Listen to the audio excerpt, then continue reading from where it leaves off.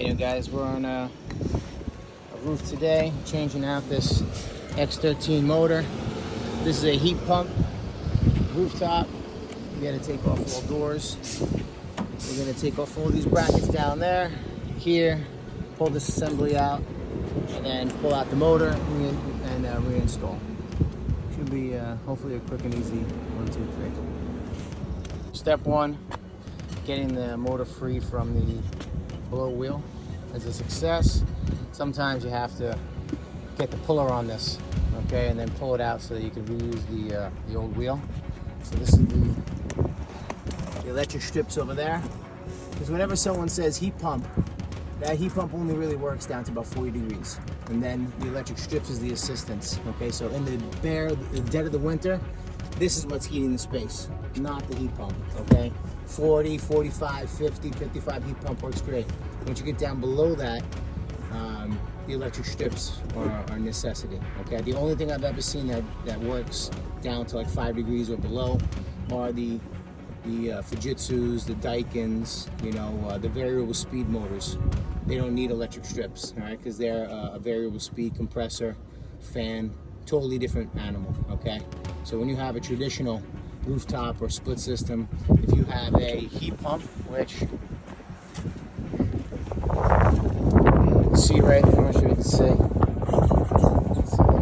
All right, see that little valve over there? Let's see if we can get in there. Right there. Come on. Right there, that's a 3-way valve, a 4-way valve. That will switch over, and that will allow the compressor heat to heat the space. But that only works, all right, down to 40 degrees. All right. Other than that, you're gonna have these strips, which could be factory installed or the field installed where we do it. Okay. So here's your coil. Here's your return. Everything comes up, goes through, right into here, and then it goes back down into the space. All right. So we're gonna change out this blower wheel, the new motor right there. All right. These X13s, man, let me tell you, fail all the time. And unfortunately, it's really not the motor a lot of times. It's this module right here where you have a contact or a relay that clicks and then the motor turns on. But I've seen way too many fail and they're way too expensive. So I would rather not have an X13 or any of those special motors. I'd rather have a regular PSC motor. All right, with the capacitor, and that's it.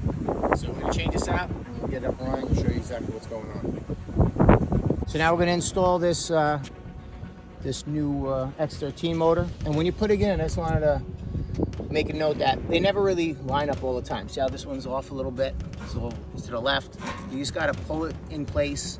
Don't hunker them down. Just put it in nice and loose, nice and loose, nice and loose, and then you can hunker them all down. Because if you tighten 1 or 2 up, you might not be able to get this to move a little bit. So you want it all to be a little loose so you can get all the bolts in there. Once you get them in there, then you can hunker them all down, okay? I'll show you guys when it's installed. All right, so we're all tied in.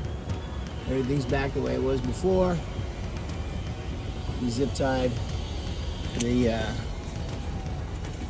wires that we're not using.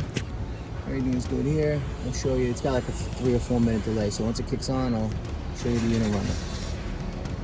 Alright guys, as you can see, the blower motor is running. Now complete.